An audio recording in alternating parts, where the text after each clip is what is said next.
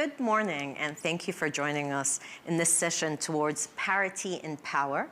I'm Mina Al-Oraibi, editor of The National, and delighted to be chairing this session about an incredibly important topic. There have been, of course, some markers of progress when it comes to gender parity, but we are nowhere near where we need to be. And really what we want to be discussing today and this morning is how long it will take us to get to gender parity in politics. And of course, politics is a reflection of society, so it affects other issues. But really here we're talking about power. Over the past 50 years, 49% of economies tracked by the Gender Gap Report produced by the World Economic Forum have been led by women at some point.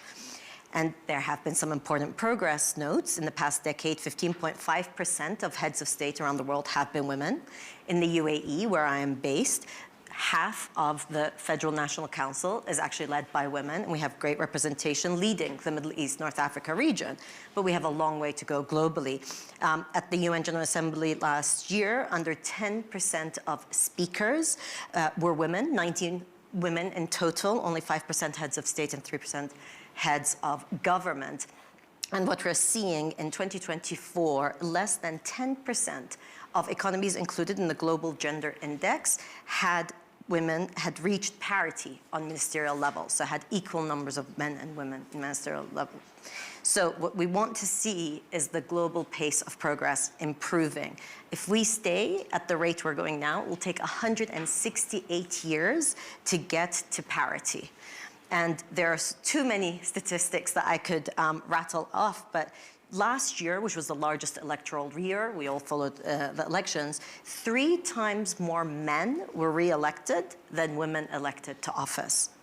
And it's important that we think about intent and design, institutional effort put in to get to power parity in all decision-making, and I'm delighted that we have a great panel to talk about this. Of course, the conversation here is part of the gender parity work by the World Economic Forum. For those of you joining us online, please use hashtag WEF25 to discuss this conversation with us. This is being livecast also on the World Economic Forum and the National's channels, as this is a co-production between the National and the World Economic Forum. I first want to introduce our great panel, and I will start to my immediate left, Catherine de Bolle, who is Executive Director of Europol, Her Excellency Thérèse Kayikwamba Wagner, who is Minister of State of Foreign Affairs for the Democratic Republic of Congo, and François, Valérian, who is Chair of Transparency International. Thank you for being here.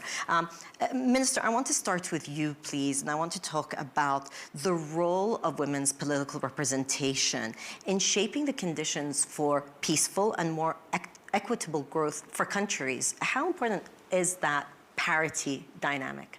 Well, I come from a country that has been plagued by conflict for decades now, and we see very clearly to what extent women are the backbone of our society.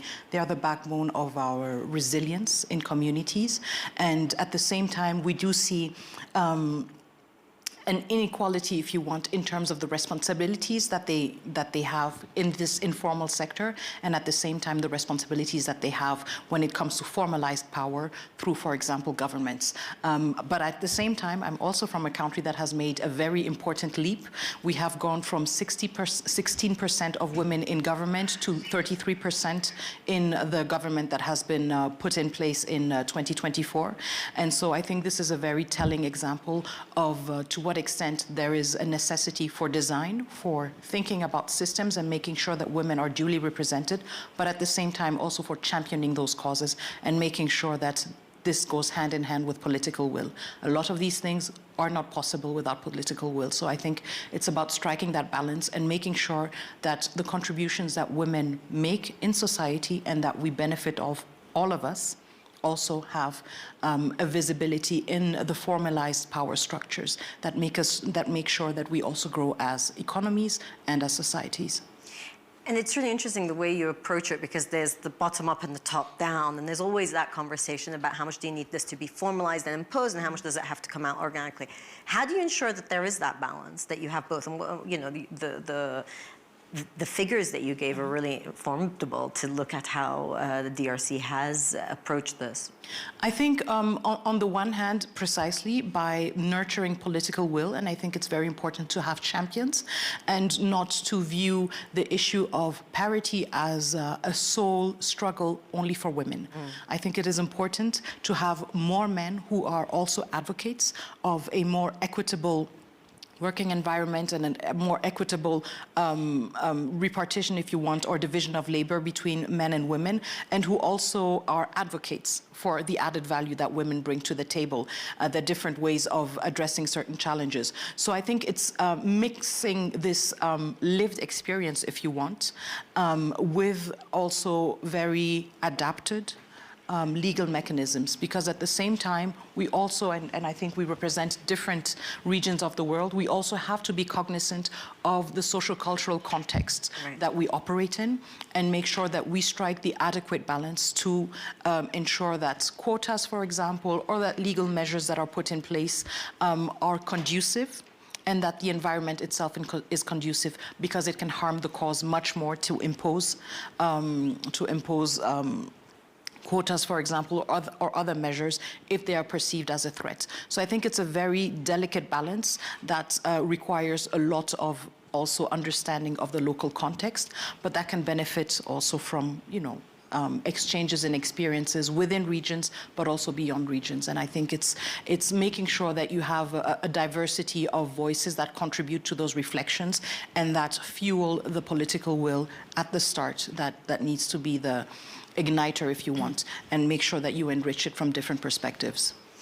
And part of that, of course, is this idea of mindsets, of thinking through structures. And so I want to turn to you, please, Catherine, about this idea of drawing, you know, your experience, of course, in the security sector. You know, what conditions and mindsets are needed to allow for equal measures of power, but also equal measures of protection? Because often women need that protection in order to be able to advance in political systems. Yes. Thank you for the question. Good morning to everybody. So I am head of a law enforcement agency, and law enforcement is still male-dominated. On average in the European Union, we see that we have 30% of women in most of the law enforcement agencies, which is already a good figure, because I only started in police in 1994, and I was the first on this officers level. So we did take big steps, and we really needed political support and enforcement, in fact, figures in the legislation to have women allowed to take up positions in the security sector. And we also had to change the recruitment mechanisms to make sure that for instance, I am not too tall, so they had to adapt a bit the law to make sure that smaller women also can have access to these positions. When we look at women in the European Union, we see that 1/3 of all the women are victim of abuse, a kind of abuse, psychological abuse, sexual abuse, and harassment. And this is something we need to take into account, also in the police forces. So when we talk about women in police, we have to make sure that when they join police forces, that they also can live in a safe and secure environment. In my own office a few years ago, we had a colleague that was murdered by her partner. So we live in a police force in a very safe environment. So it was a wake-up call to everybody that nobody is safe, in fact, and that everybody can become a victim. So what we do in our office is we try to make a secure environment. So we did set up a working group and a task force to make sure that when men or women have issues related to violence, they can talk about it. We have personal counselors to help them, and we try to create an environment where they feel safe and where everybody feels free to talk about issues they are confronted with. When we look at our mission as a law enforcement agency, in our legal framework, of course, we have the responsibility to take care of women becoming victim of exploitation. So we have a lot of misery, in-house, and we have to deal with that. But we always try to do it with a positive perspective from the human side, and we always try to find answers for victims. That is why it is very important to have diversity and inclusion in our mission statement, and that everybody understands that you need to be a human to treat a human. And it's not about figures, it's about human beings. And we need to provide victims with answers. That is the mission, in fact, we stand for. And that human element of making people feel that they are safe and that they are protected, but also that this is not just a bureaucratic endeavor, because sometimes some of these can become an exercise in either ticking a box or saying, yes, we've got this. So how do you create that safe environment where people feel that they can, or women feel that they can speak?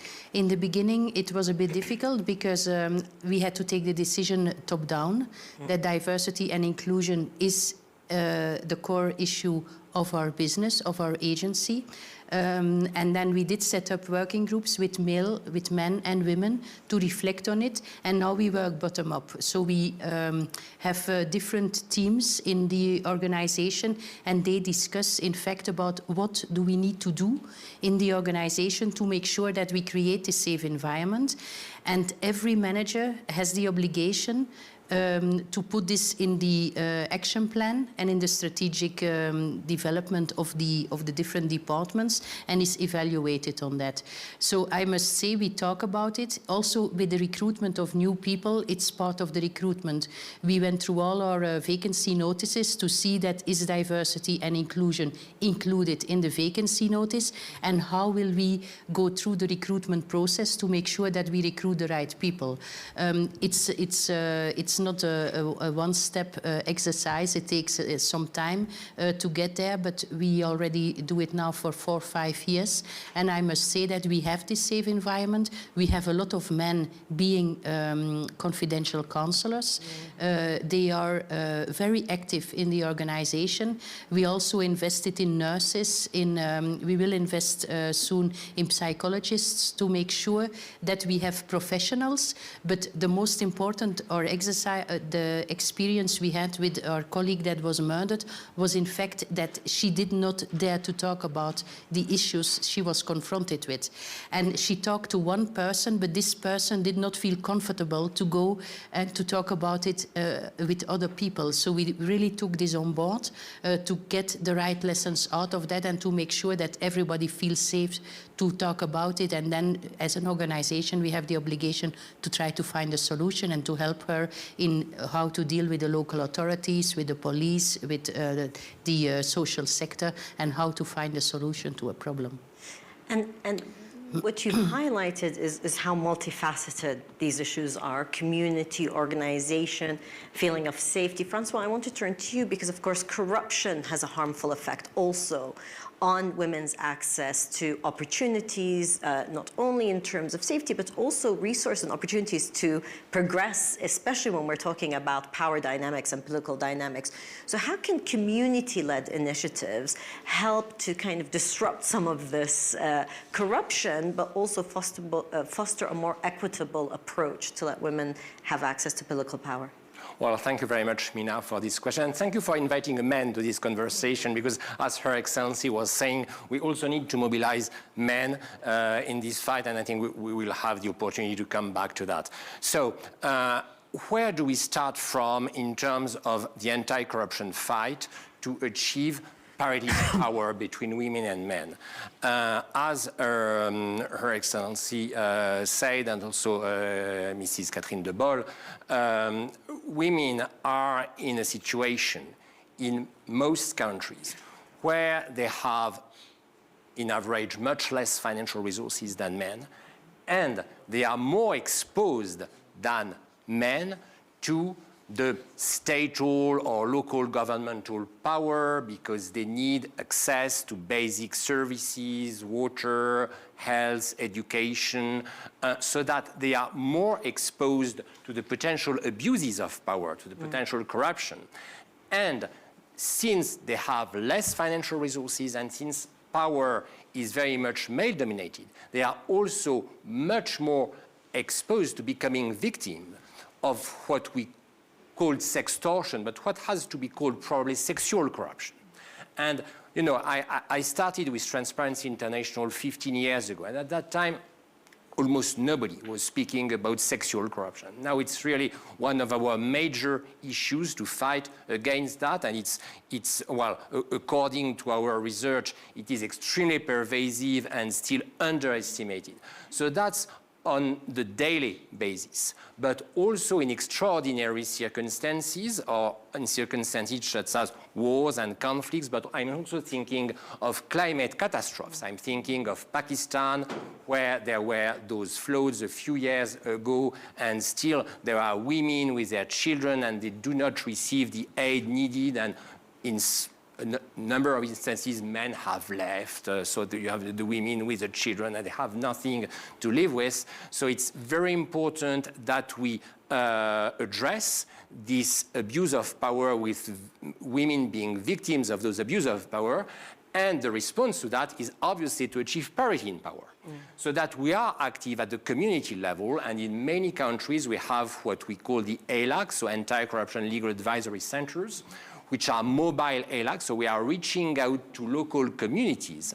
And in these local communities, very often the men are the ones who speak.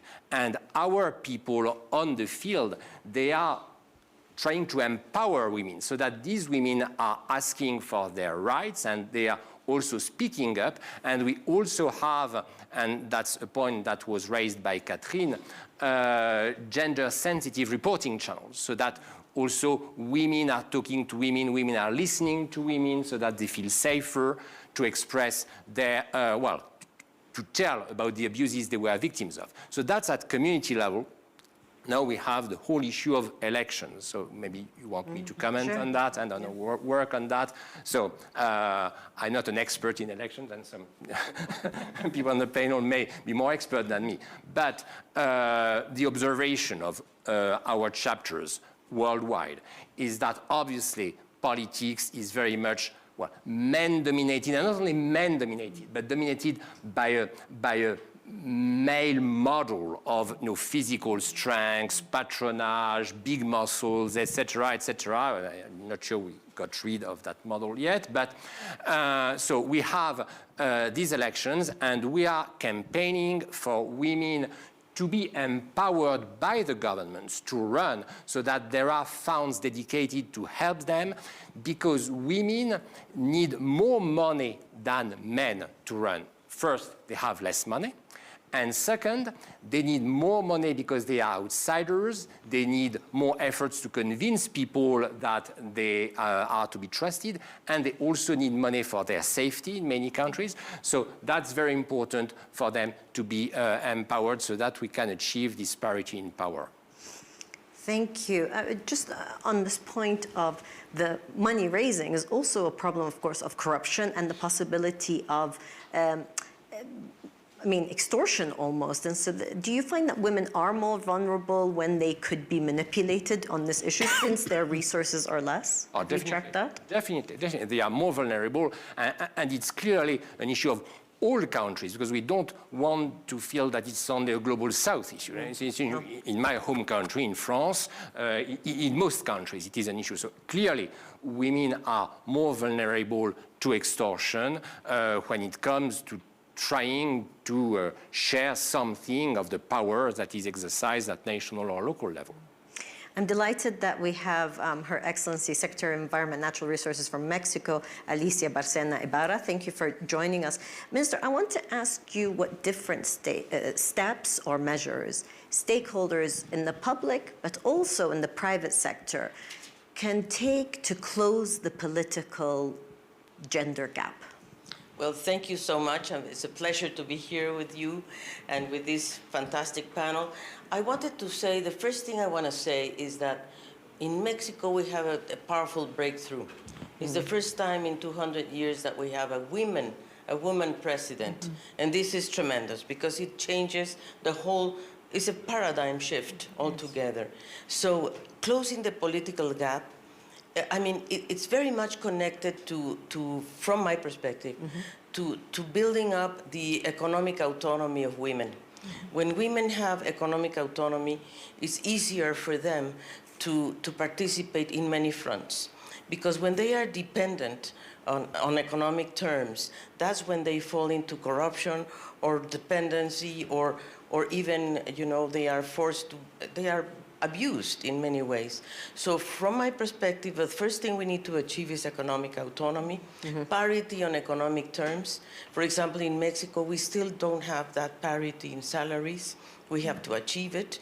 But there has been a lot of advances in many fronts.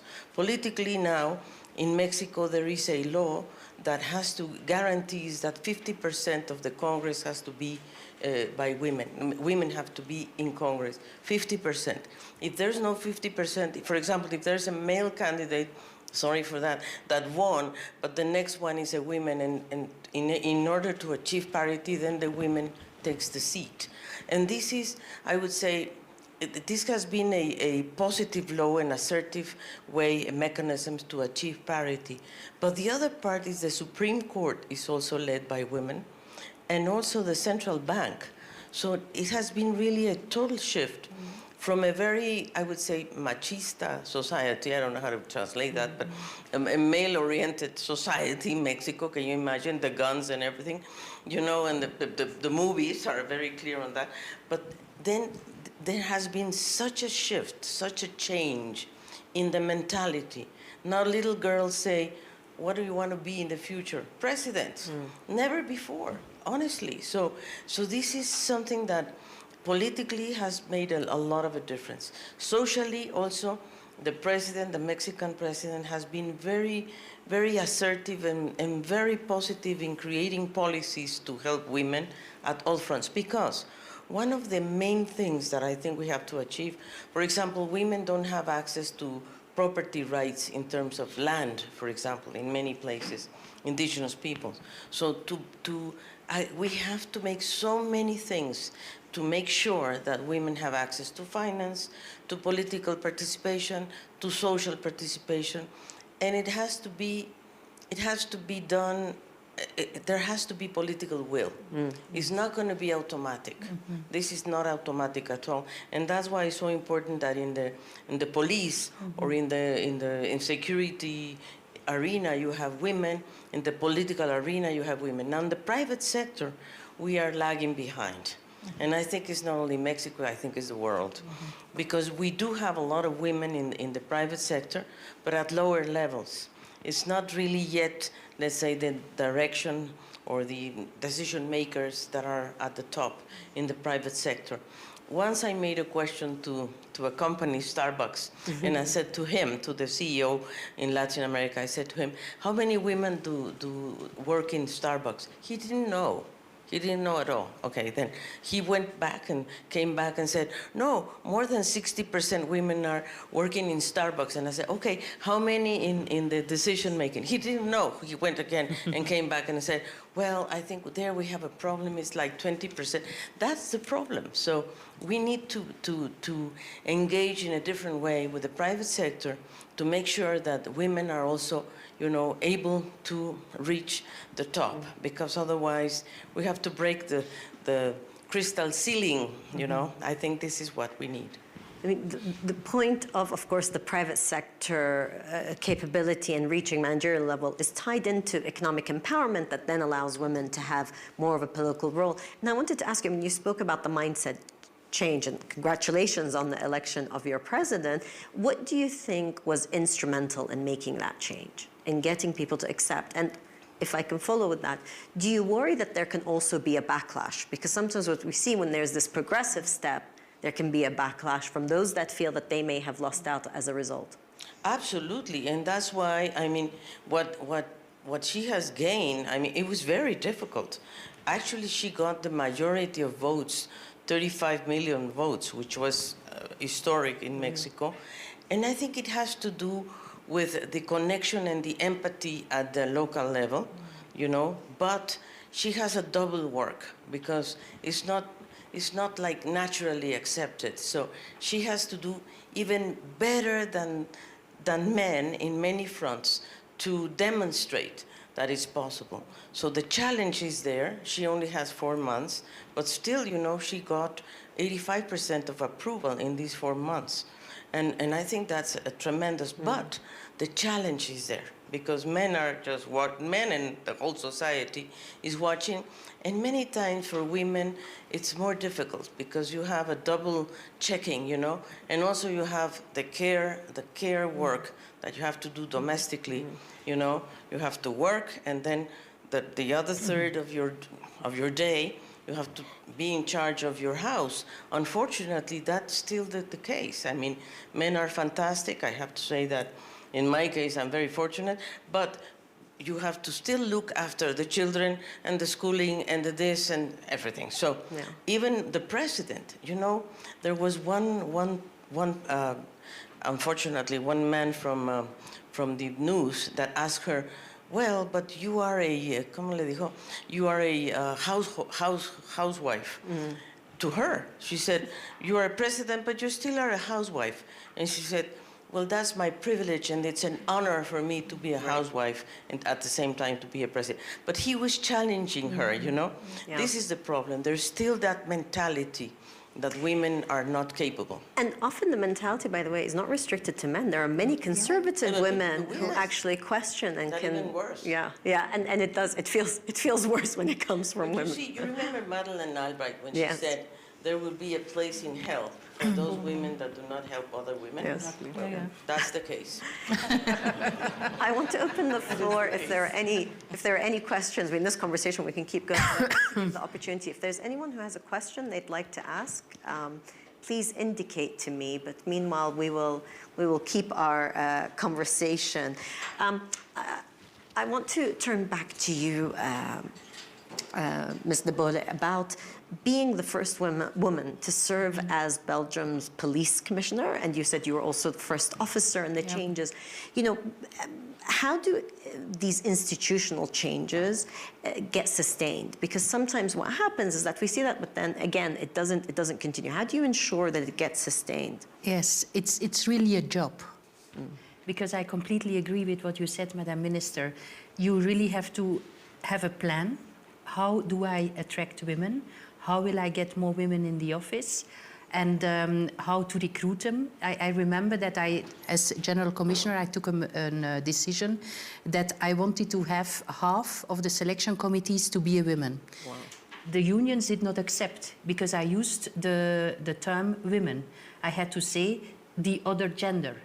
And I could only use 30%. So I changed that.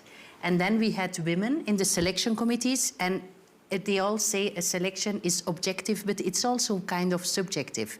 And the evaluation of a woman towards a candidate is a bit different than the evaluation of a man towards a candidate. So that was a first step. So we did install, because I had the opportunity then to have 2 ministers, women, the Minister of Justice and the Minister of Interior. So the 3 of us, we really developed an action plan, how to attract women to the office. After 2-3 years, we said we are there. We have a lot of women candidates for the police force, so now we can be a bit more quiet and we accept we are there. And then when we stopped monitoring the situation, the figures went down. So you have to, all the time you have to monitor, in fact, what is your global goal, what do you want to reach, and how will I get there? And you really have your evaluation moments, and you need them. So we did set up recruitment campaigns and everything to attract women. But I see the same in my office now at Europol. I became the director of Europol. The former directors were men. The family joined because we are all expats. We live in The Hague. They joined their husband because he was then the director. I'm alone. My family is still in Belgium. And because my husband also has a job, and the children did not want to join me. And I see this is the case with a lot of women, and that is what hindering also women to come to an international organization and to work for an international organization. Because the man has also his career, and he does not want to give up on that. There are women that are accompanied, but not all of the women. And I don't see this with men. So it is still an issue to get there, and you need to have your figures right, and then you need to implement and review, in fact, all the processes you have in your organization. Everything needs to be checked. Is it striving for parity, and is it diverse enough? And do we have enough measures in place to make sure that we are an attractive employer for women? We don't have the issue of salaries. Everybody is paid in an equal way, which is very important. And also in the management, I can see now that we have more women, but it's also leading by example. And when I first started, I really had to know my files very well, because I remember we had 30 commissioners. I was the only woman. When I took the floor and I made a mistake, next meeting, everybody remembered my mistake. But the mistakes made by men, nobody remembered them because they were too many. So in the beginning, it was not always easy going. So, and I still do this today. I think we are like that. You want to be good, you want to be best, you want to be prepared all the time. But you have to believe in yourself. At one moment in time, we are good. And we can do it. And also. The point of measurement is so important. Yes. What you assessed, I mean, in your question, asking a manager and saying how many women do you have, and not even being aware as a CEO level is quite telling. And I think that's why actually the work genuinely of the forum and measuring and having the global gender report coming out every year, but also the different tracks within that is so important, because it reminds everybody and makes sure that they're held to account. We do have a question from the audience I want to, and then I'll come back. But if we could just get the mic to you so that we capture the audio. So just give us one moment, we'll get you the mic.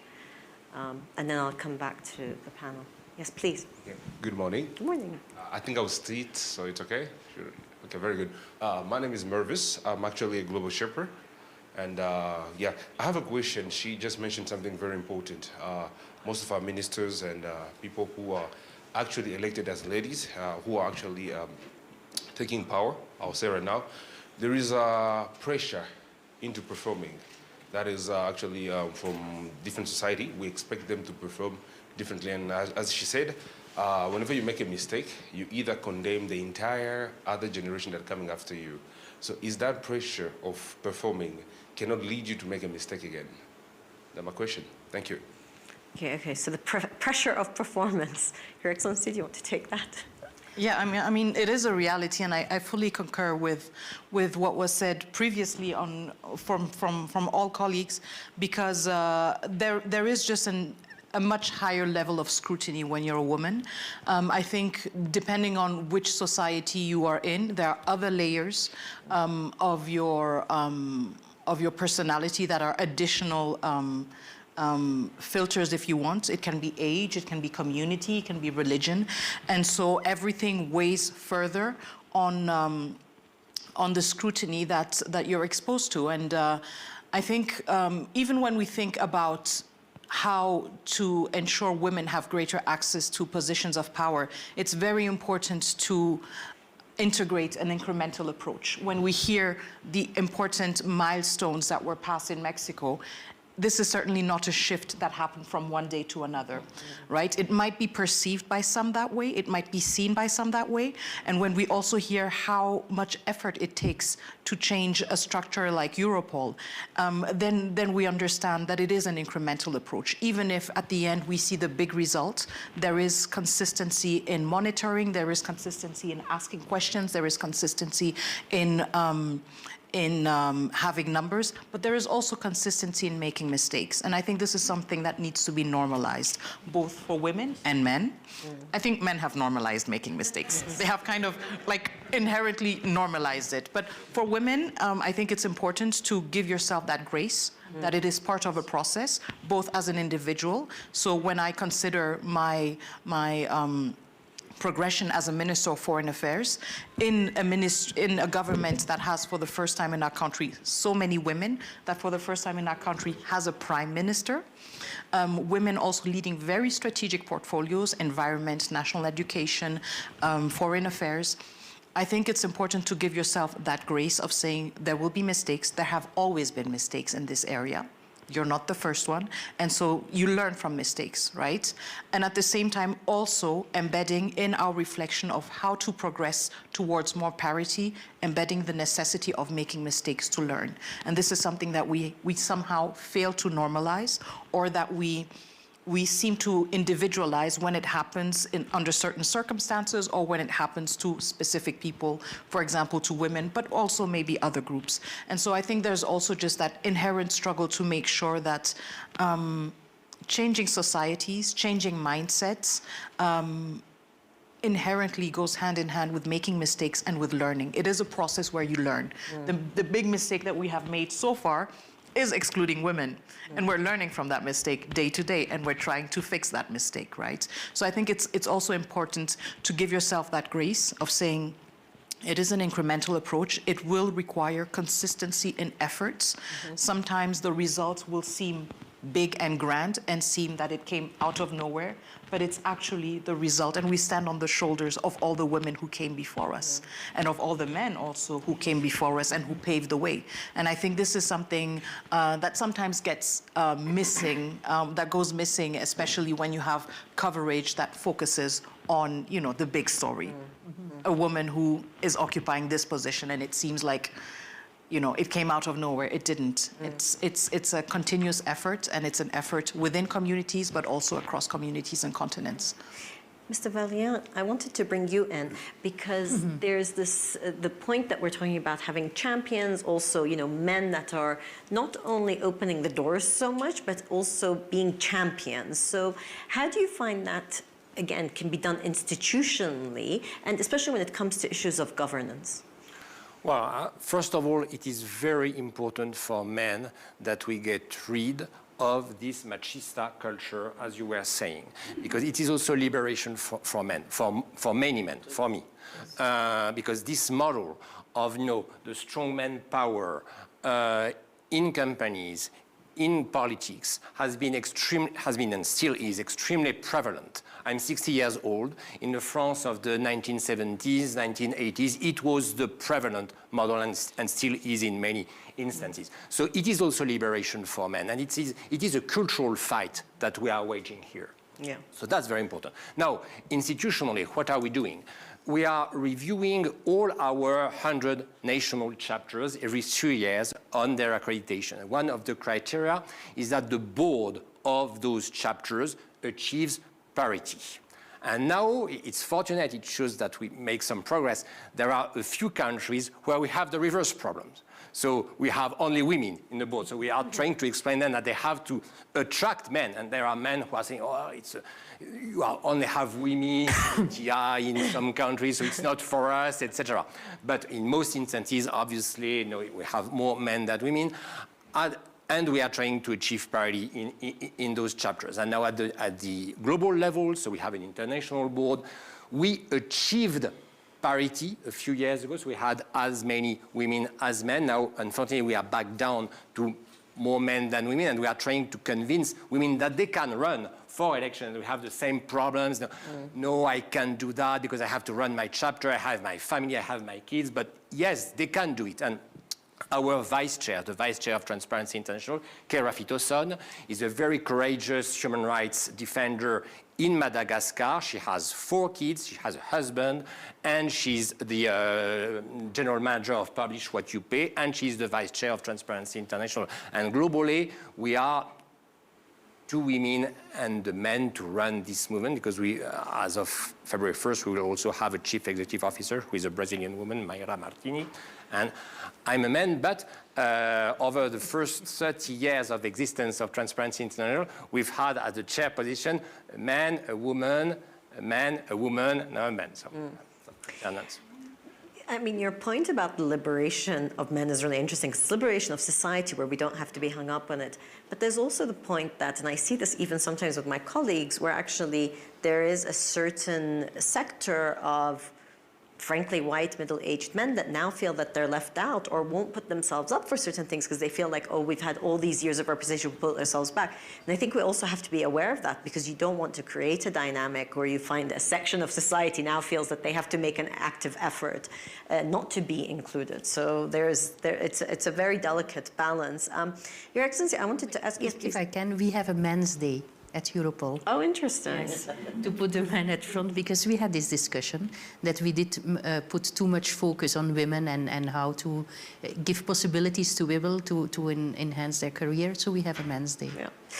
I want to ask about, of course, we have two great ministers on this panel, and I want to ask about geopolitics, and in the geopolitical arena, the dynamic of making sure that there is this conversation about gender parity, but also thinking about how we can have a less divisive, perhaps, global context than we have at the moment, and the role that women can play with that. So if I can start with you, please, on that. Well, thank you so much. Before being Minister of Environment, I was a Minister of Foreign Affairs. And I have to say that, and in the UN, my experience has been that women have a more empathy in terms of peacemaking, peace building. And the talent, both talents are necessary. I believe very much that parity is what we want. We don't want also only women or only men. I think we need both. And because there is complementary visions in many ways, and particularly in peacemaking, peace building, I really believe the intervention of women is extremely important to build the empathy, also to help other women that are the ones who suffer the most in the wars that we are living through. You can see what's happening around the world. Women are more vulnerable in many ways, with children too. So you do need this mix. So my belief is that we definitely need parity. Not more women or more men, but we need parity. And in some positions, for example, in terms of security, as you were saying, I think women do need to be there, definitely. In the military, for example, or in the, as I said, in the peacemakers or peace builders, we need women. And can I ask I fully agree with that. I fully agree with that. And this is something, again, to bring it to the context of the DRC that we see, but where we also see that there is a need to make sure that we have that parity at all levels. And so very often you will find an inclusion of women, but at the grassroots level. So for instance, I've been representing my country in peace talks with one of our neighboring countries, and I find myself the only woman in the room, the only woman. And this is the design, if you want, of a peace process. And this is, and I'm, if you want, just a coincidence. It is a coincidence that I happen to be a woman and to be the Minister of Foreign Affairs. And so there's also a need to think about how do we make sure that this is a cross-cutting approach and not just women at the local level who then have to assume, if you want, and have to own what is decided at the top level. How do we make sure that women are included in decision-making, in negotiating peace at the top level, to make sure that their concerns that they will have to deal with at the bottom level are taken into account in the design of finding peace? This is a big challenge that we have to make sure that we strike that balance. And I think one very important starting point also as ex-UN is also seeing how our international organizations reflect that. After decades, over 70 years of the United Nations, we still have yet to have a woman Secretary General. And I think all our eyes are shifting towards Latin America because of the geographic rotation, because of the next Secretary General, with a lot of expectations that, you know, a continent that has distinguished itself with so many women that have assumed positions of leadership will also help us achieve that important milestone. Right, I've got two questions from the audience, but let's so please make your questions really brief. Lady here and then the lady in the front. Hello, my name is Thérèse Masenya. I'm a global shaper from Johannesburg. So my question is around the fact that a lot of the times when we speak about women, we assume a universal female experience, and I think, you know, it's shaped by a lot of intersecting identities across class, race, geography, ability, and, you know, you spoke about the quotas, and so what sort of policy approach approaches are being taken to ensure that those intersecting identities are sort of accounted for in terms of making sure that we are including those different identities of women. And also just... Sorry, yeah, sure. please. Thank you. Thank you very much. Thank you so much. Thank you very much for this very, very impressive panel. I don't have a question. I just have a small intervention. I'm just sharing an experience. My name is Nawal Hosseini. I'm the United Arab Emirates Permanent Representative to IRENA, the International Renewable Energy Agency.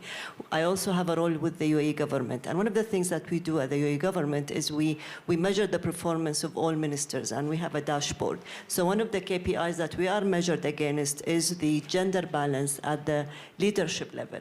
And in our ministry, we are amber, not because we have more men, but because we have more women. So we are amber because we are actually not performing very well in the gender balance. But the other thing that I have seen, you mentioned that we have, you are in a male-dominated sector. I just don't know which sector is not male-dominated, because it's science and engineering and law and military and politics. This has never been the case. And one last point, sometimes we are really hard on ourselves than the society, because I know two of our ministers actually went back to work just after 1 week of giving birth, because they don't want to be perceived that they're taking too much time. So sometimes we get to be really, really harsh on ourselves because we want to overperform. So thank you very much, Mina, for this amazing moderation. Thank you. If you can please address the question about representation of different identities. You know, I think that you made a very important point, and that is diversity.